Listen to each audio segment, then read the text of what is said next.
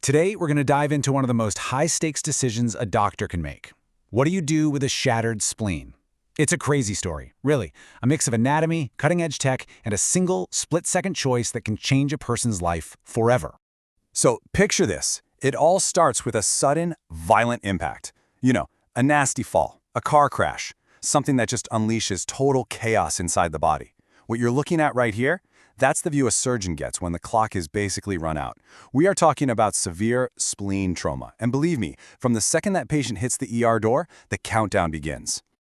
Okay, so to really wrap our heads around all that drama in the ER, we've got to get to know the main character here, the spleen itself. I mean, what is this thing, and why is it so ridiculously fragile?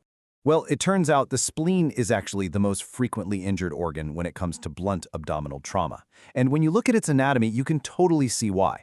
It's kind of tucked up under your left rib cage, sure. But the thing is, it's super soft, just packed with blood, and it doesn't have a tough protective shell like some other organs. Honestly, the best way to think of it is less like a solid organ and more like a delicate, blood-filled sponge. Yeah, not great in a car crash. And here's the kicker. For years, people kind of thought of the spleen as non-essential. But wow, were they wrong. This thing is an absolute powerhouse. It's a huge player in our immune system, handling both our special ops T and B cells and our frontline general defenses. It's also the body's ultimate recycling center for old blood cells. But maybe most important, and you're going to want to remember this for later, it's our specialized defense force against these really nasty bacteria that have a kind of slippery protective coating. The spleen is what takes them out. So you put it all together, right? It's jam-packed with blood vessels, but it's also super fragile. And that is a recipe for disaster. When the spleen takes a hard hit, it doesn't just get a little bruise. No way. It can literally shatter, and that leads to massive, life-threatening internal bleeding. And that massive risk of bleeding? Well, that brings us right to the defining moment in the trauma bay. The second a patient with a suspected spleen injury rolls in, their entire future, everything that happens next, comes down to one single critical question. It's a major fork in the road. And the pressure on the doctors is just immense. I mean, listen to this quote from the source material. The delay of transfer to the operating room is one of the best identified causes of preventable deaths. Think about that. There is zero room for error here. The science is crystal clear. You wait too long, and you become the reason a preventable death wasn't prevented. So, what's that fork in the road? It all boils down to one simple question. Is the patient stable, or are they unstable? And the answer changes everything. If they're unstable, we're talking blood pressure crashing, not responding when you pump them full of fluids, you've got no time. Forget about fancy scans. They go straight to the operating room, period. But if they're stable, well, then a completely different, much more modern playbook opens up.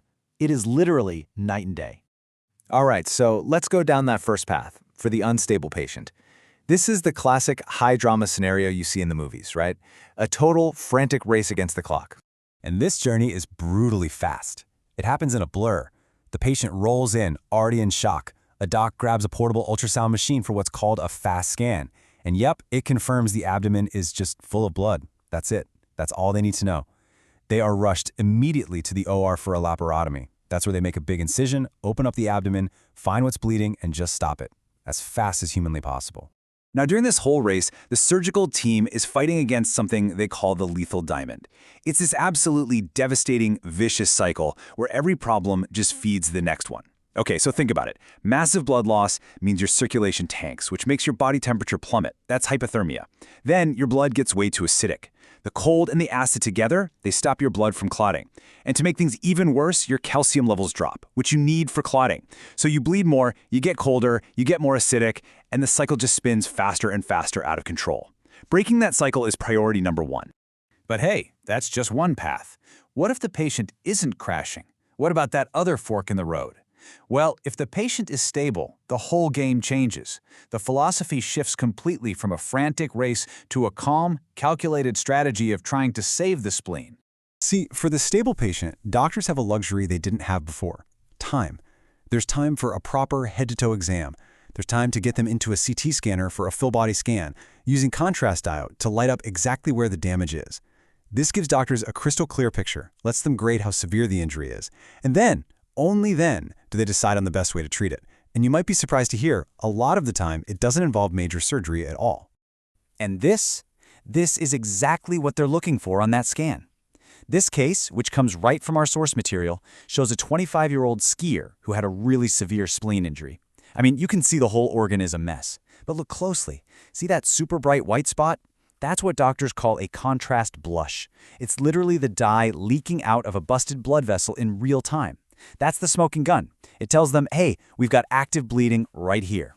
So that CT scan is what lets doctors grade the injury with incredible precision. Now, I've simplified the official medical scale here to make it a bit easier.